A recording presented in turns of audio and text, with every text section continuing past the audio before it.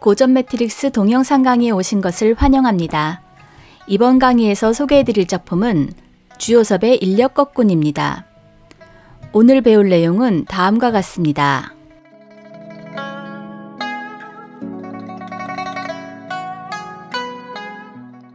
먼저 작가 주요섭에 대해 알아보겠습니다. 주요섭은 우리에게 사랑손님과 어머니의 작가로 더 잘 알려져 있죠. 아저씨는 무슨 반찬 좋아해? 글쎄, 나도 삶은 달걀. 어머나, 어쩌면 나하고 꼭 같네.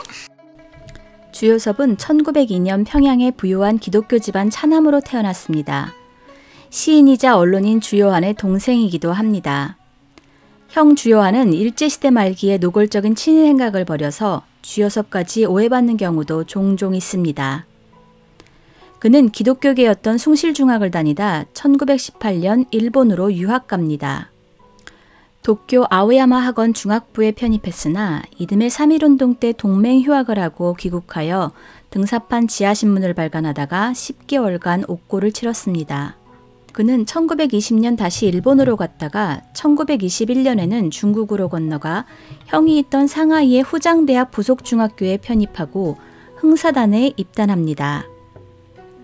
후장대학에서 이 후라는 글자는 상하이의 약칭입니다. 흥사단은 1913년 5월 13일 도산 안창호 선생이 미국 샌프란시스코에서 창립한 민족운동단체로 1919년 흥사단 원동지부가 상하이에 결성되었습니다.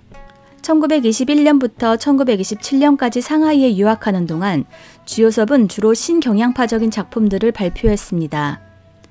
그는 1927년 후장대학 교육학과를 졸업하고 미국으로 가기 위해 중국으로 귀화했으며 1928년 미국으로 가 스탠퍼드 대학원에서 교육심리학 석사과정을 이수했습니다. 1934년 베이징에 있는 푸런대학 교수로 부임했으나 1943년 일본의 대륙 침략에 협조하지 않는다는 이유로 추방되어 평양으로 돌아왔습니다. 1945년 평양에서 해방을 맞은 주요섭은 곧 월남에 서울에 정착하고 보시는 바와 같은 직책을 역임했습니다. 주요섭은 왜 상하이에서 작품을 쓰게 되었을까요? 주요섭은 1920년대 상하이에서 유학했고 이 시기 인력거꾼, 살인, 첫사랑감이라는 3편의 단편소설을 발표했습니다. 이 작품들은 작가가 상하이에서 집필했을 뿐만 아니라 1920년대 상하이를 그 배경으로 하고 있습니다. 20세기 초 상하이라는 공간이 한국인에게 갖는 의미는 특별합니다. 1910년 8월 한일합병 조약으로 일본의 국권을 빼앗긴 후 많은 한인들이 상하이로 이주하기 시작했으며 특히 1919년 3.1운동 이후 더 많은 한인들이 상하이로 몰려들었습니다. 대한민국 임시정부가 1919년 4월에 상하이에 수립되었고 윤봉길 의사의 홍커우 공원 의거 등 한국사에서 특기할 만한 사건들이 상하이에서 벌어졌습니다. 인력거꾼에는 정한사로 올림픽 극장이라던가 대마로 대동여사, 법계 보강로 같은 낯선 지명들이 등장하는데 이는 모두 한국 독립운동사의 중요한 현장이었습니다. 법계는 프랑스족이란 뜻으로 당시 상하이의 한국인들은 일본의 탄압을 피해 프랑스족의 지역에 많이 모여 살았습니다. 대한민국 임시정부 청사도 이 프랑스족에 위치합니다. 그럼 인력거꾼은 어떤 작품인지 살펴보겠습니다. 인력거꾼은 1925년 4월 개벽에 발표된 단편소설입니다. 주요섭이 후장대학 2학년 재학 시절에 사회학 교수를 따라 인력거꾼 합숙소 현지조사를 나갔다가 그들의 열악한 환경에 심한 충격을 받고 쓰게 된 작품이라고 합니다. 한국과 중국의 근대문학에서 인력거꾼은 때로는 주인공으로, 때로는 엑스트라로 자주 등장하는 직업군 중 하나입니다. 근대에 접어들어 가마나 말, 마차를 대체하는 자동차와 전차의 틈바구니에서 인력거는 비교적 저렴하고 복잡한 골목길도 누빌 수 있어서 서민들도 즐겨 이용하던 교통수단이었습니다. 인력거를 끄는 일은 진입장벽이 낮은 대신에 벌이가 신통치 않았습니다. 인력거 회사는 남는 장사였지만 인력거꾼의 생활은 말이 아니었습니다. 인력거는 근대 초기 자본주의 사회의 온갖 모순을 내포하고 있었습니다. 자기 소유의 인력거가 없는 가난한 인력거꾼들은 일종의 산업금이라 할 수 있는 값비싼 인력거 대여료 부담에 늘 시달렸습니다. 따라서 형편이 좀 괜찮은 인력거꾼은 부잣집에 전용기사로 취직하여 전세 인력거를 끌거나 자가 인력거를 장만하려는 꿈을 가지고 있었습니다. 한편 인력거를 끄는 일은 건강을 해칠 정도로 체력 소모가 큰 노동이었습니다.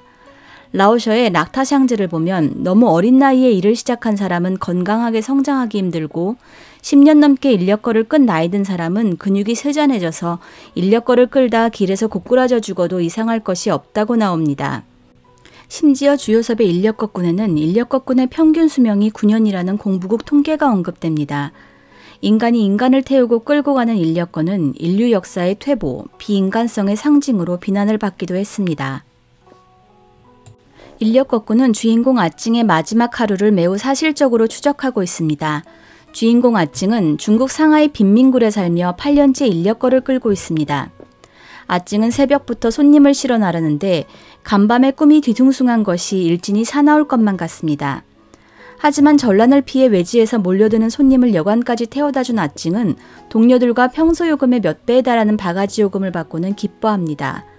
그러다 갑자기 오한과 어지럼증을 느껴서 병원에 가지만 의사는 만나지도 못합니다. 그는 인력거도 잃어버린 채 아픈 몸을 이끌고 숙소로 돌아오다가 불안감에 점을 보는데 큰 액이 들었지만 지금 이 액을 넘기면 큰 낙이 온다는 점괘를 받습니다. 하지만 방으로 돌아온 아찡은 정신없이 고꾸라져서 다시는 일어나지 못하고 맙니다.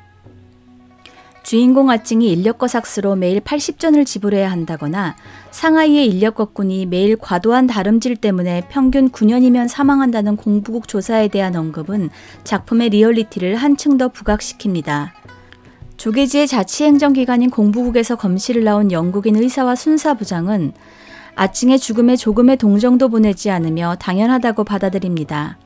인력거꾼 평균 수명인 9년보다 1년 정도 먼저 죽긴 했지만 갈 때가 되어 갔다는 식인 것이죠.